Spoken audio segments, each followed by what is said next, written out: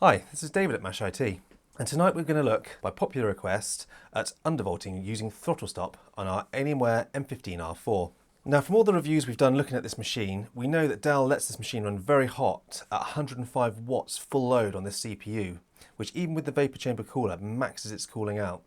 Now, obviously we can use the TCC, which we've done a video on before as well, to reduce that throttling point, but I find that throttle stop can do everything that TCC can do and also reduce your temperatures and still give you that free performance that TCC won't give you. So first things first, I'm going to put us into balanced mode. Then we're going to download throttle stop.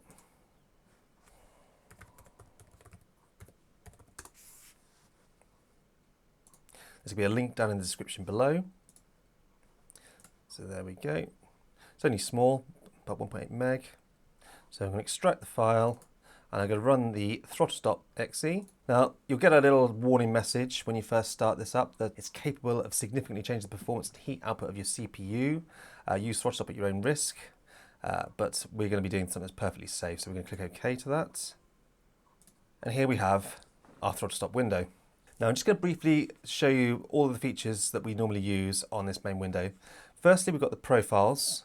This is great because you can, from here, easily switch it from like max performance and then in increments drop down your performance depending what it is you're doing on your machine. I'll usually have like a maximum performance, a low powered gaming, a browsing performance, and then like a really like idle sort of low power one for just downloading from leaving the machine on overnight. And we're going to set those up in a little while. In the window over on the right, we've got the actual information on the CPU itself. This shows all of your cores and the actual clock speeds. It also shows you your temperatures and the max temperature it has hit. And at the top here, we've got the voltage that the actual CPU is running at. That's quite useful for us, which we're going to need when we undervolt later on.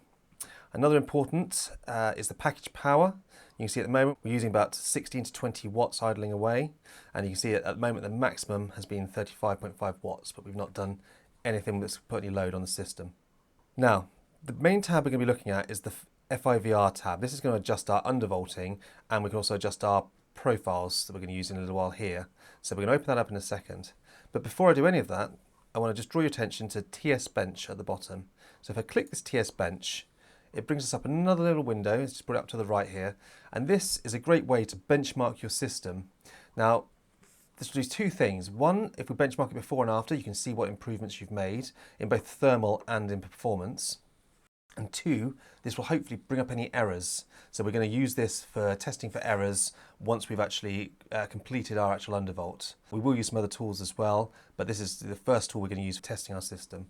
So what I'm going to do is I'm going to quickly benchmark on balanced mode the system and see what the sort of the temps are. And I'm going to pop it on a 960M. And I'm going to hit start. Now you can see straight away we're up to 40 times multipliers across all 8 cores, 16 threads, and we're straight up to 99C because we're on the balanced profile, which it sort of prioritizes quietness over actual performance. This is what Dell ships it with out of the box, and that's why I'm using it. If you put it on performance, the system's a lot louder, but the thermals are better. But I kind of want to use this as this will give us a good sort of baseline to see what our undervolt is actually doing for the system. So the fans have now ramped up. We're still stuck at 100C because that's our throttle point when I haven't used TCC. And you can see the CPU is now throttling down to between 37 and 38 times multipliers across all the cores. And our maximum CPU wattage was 104. And we're now down, we throttled down to keep it into temps at 90 watts. Okay, so we can see there, it's populated this box, we've got 73.587. That's our baseline stock score. We're going to try and improve that and also try and improve the temps whilst we're doing it. So we're going to click this Fivr box and it brings you up another tab. Now from within here, top left, you've got your different performance profiles that we showed you at the beginning. So you can adjust each one of these. By default, it puts performance, game, internet, battery. You can rename them or you can do what you want with them. Now to start with, we're just going to look at undervolting. So if you can see over in the middle section of this pane, we've got Fivr control and we've got the CPU core is checked. And what we're going to do is we're going to unlock adjustable voltage and we're going to leave it on adaptive and we're going to change our offset. Now I've found with these 8 core CPUs, most of them that I've had through the office have been between sort of 70 and 90 millivolts. With anything like this, it's a silicon lottery. Your results could vary. You could get more, you could get less, and that's why we're going to test it. And once you've got what you're happy with, you're going to save it at that. But I'm going to just start with a baseline of 75 and see if that works for me. So I'm going to leave it on the 125 millivolt because I'm never going to get past that with this CPU core. If you've got a golden sample, you could change it to 250 and it allows you to undervolt further, but I don't think I have with this model. I'm then going to take the CPU cache, I'm going to unlock that as well, and I'm going to do the same with that. They don't have to be the same. I will usually, just to testing purposes, I will keep them the same. Once I've changed them both to what I'm happy with, the top option here is OK and do not save voltages. We're going to use this option and I'm going to click apply. Now what this will basically do is change the voltages, but if we reboot the machine, your voltage will be put back to stock levels. So that you want to use this when you're testing, because if you save it permanently and you've done it too far, you may have trouble rebooting back into Windows. So we're going to do not save voltages, and only when you completely fully tested your machine and you're 100% happy it's stable, can you use the OK save voltages immediately. So now that we've saved them, you can see at the top here in this pane that our CPU core and our CPU cache has got an offset of 0.0752 on both of those as per our undervolt that we've selected. You can also do the iGPU. There's absolutely no point for us doing that because we are on dedicated graphics only, but if you have an Optimus one, you could do the iGPU. I find the actual results on a gaming notebook is minimal anyway. If you've got an Ultrabook, it could be worthwhile. So now that we've done that, I'm going to click OK and go back to Windows, come back to the main screen of throttlestop, and I'm going to run this test again. So you can see straight away where our 40 times multipliers, but our temperatures haven't hit 100 degrees straight away. We're now at about 90 degrees and we're only using 87.6 watts. So we've instantly knocked off about 18 watts over the stock config running at 40 times multipliers. So already by now, the stock run was throttling. So instantly by changing this value, we're not even throttling at all on our CPU, but the temperatures are getting up into the hot zone.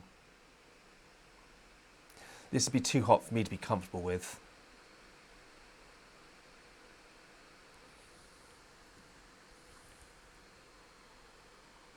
So that's now completed the entire test, and we've got a score of 71.587. So you can see we didn't throttle at all. We've got that 40 times multiplier the entire way through, and we've now got a better score to prove it. That 100 degrees is still too hot for my liking, and that's the problem with the M15's limited cooling system in comparison to the M17, because the M17 would be much lower temperatures doing this. So just to sort of test what the thermals are like, on a best case scenario, I'm going to click this, and I'm going to change it to full speed, and I'm going to run it again. Now this is very loud, so this isn't what I would want to be doing personally, but I know some people don't care about the volume. They'll be using sort of sound isolating earphones, and some people will put it on max or performance mode, which is louder than the default mode. So we can see here now, we're running at the same 40 time multipliers across all the cores, and we're only at 90 degrees as opposed to the actual 100 degrees we were hitting a second ago, and we're using 84 watts. These are more comfortable temperatures. Bear in mind that we are torturing the CPU. In gaming, you wouldn't be hitting these temperatures doing this. In gaming, you wouldn't be hitting 40 times multipliers across all the cores. So the score's very slightly faster again at 70.779, and the temperatures were better. So you do have that option if you want to run it at full speed or performance mode. And I'll pop it back into balanced. Now if you're 100% happy, you've passed the sort of the value, in my case 75, I'm going to try for a little bit more now just to see, and if it crashes we're going to back it off. So I'm going to try it now. I'm going to pop it up to 85 and see how much difference we're going to get from that extra 10. And I'm going to run it again. So again we're back on our 40 times multipliers. Temperatures are okay at the moment, and we're using about 84 watts. We've not made much of a difference, like half a watt difference, but the temperatures are lower. Let's just see if we get any errors or crashes.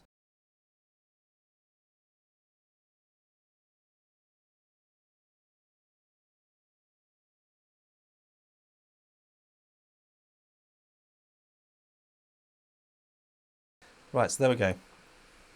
So now I'm pretty happy with my 85. I don't think I'll be able to squeeze much more out of the system. I could muck around for a little while and see how far I could push it before it crashes. And if you want to do that, you keep going, maybe 5 at a time. Once you crash, back it off 5 or 10, and then run the tests and make sure you got it completely stable before you save those voltages. I'm pretty happy with 85. I know this chip's not the best from just playing around with it previously, so I'm going to leave it on 85. So now I'm going to run a Cinebench, make sure we get no crashes and see what we score. Now the default score was about 3,700 when we ran this without any undervolting. So let's see if we actually get a better score as well.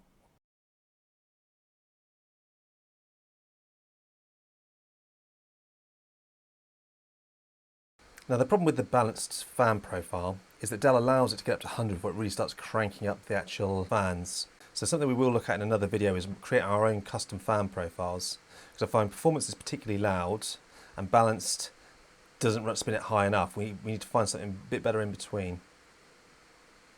So there we go, we've got a score now of 3,983, so it's quieter than it would be if you left it as stock, and also we've got a higher score with 3,700 with our default run, and we're now 3,983, so we've already got an improvement there, and no crashes.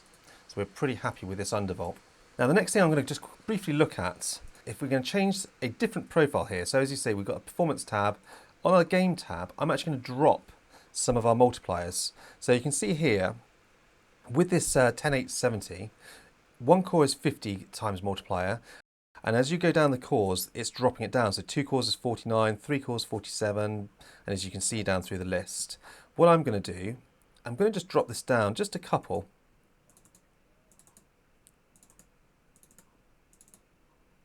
And I'm going to put it about 35, so 3.5 gigahertz across all 8 core 16 threads.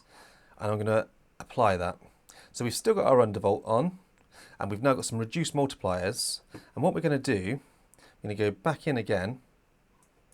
I'm just going to use the TS bench again, but I'm going to change this to my game tab now. You can see we're locked at 3.4 gigahertz.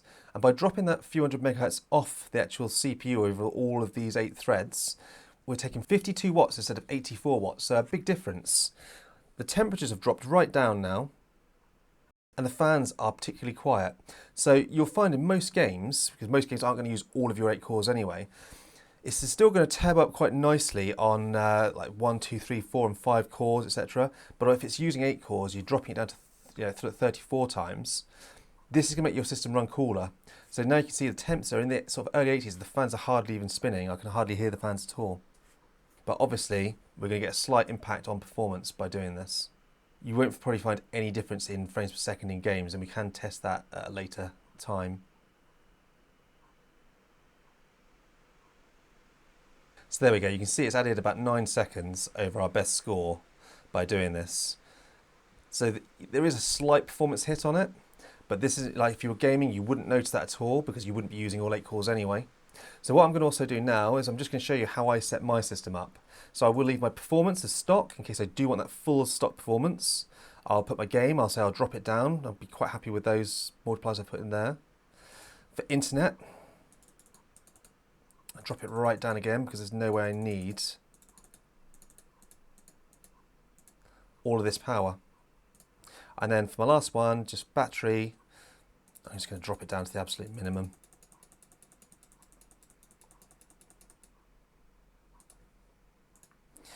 Because all I'd be using this last clock for is if I want to really save battery life, or if I'm just downloading like maybe a Steam game or something and I'm not at the machine.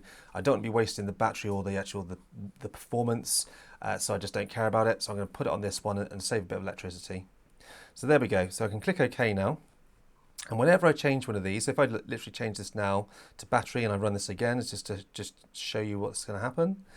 You can see now straight away 22 times. If I put Task Manager on, you can see 2.2 gigahertz. So this is the slowest that you can pretty much run the CPU, and you probably wouldn't want to be doing this unless you want an absolutely silent machine. Maybe you're running some like Age of Empires, something really old, and you don't want any noise. You could put it on this and the fans aren't even going to spin up. All right, so let's just stop that. Now, obviously we can click these profiles from within here to change the actual profiles. What you can also do is in the throttle stop icon in your system tray, if you right click that, you can instantly switch profiles on the go from in there as well. That's always quite handy. Now the last thing I would say before you 100% commit yourself to your actual undervolt, make sure you test the system fully whilst you do not save your voltages. Now when I say fully, I would not only run your Cinebench benchmark or your throttle stop benchmark, run some 3D games and benchmarks as well, because what I've found is it can be stable within Cinebench and then you can run Time Spy or Fire Strike and it will crash. test everything and test sleep as well. Make sure you test your sleep mode before you actually hit OK save voltage immediately. Okay, make sure you're 100% stable, and that's the only thing when you're doing this. You want to be 100% stable. If you're getting any crashes, back it off 5 or 10 increments, and then try it again. And then when you're 100% sure that it's stable, click your OK save voltage immediately, and whenever throttle stop's running, you're undervolted. Right, well, I hope that has helped you if you want to undervolt your CPU on your Alienware. We are putting a few of these videos together because obviously each one of these is reasonably long. So look out for the next one. We're going to be looking at the GPU. Please like and subscribe and hit the notification bell, and you'll be made aware of the next time we drop a video. If you've got any questions or if you think I haven't covered anything, please pop it down in the comments below and I will get back to you. Thank you for watching.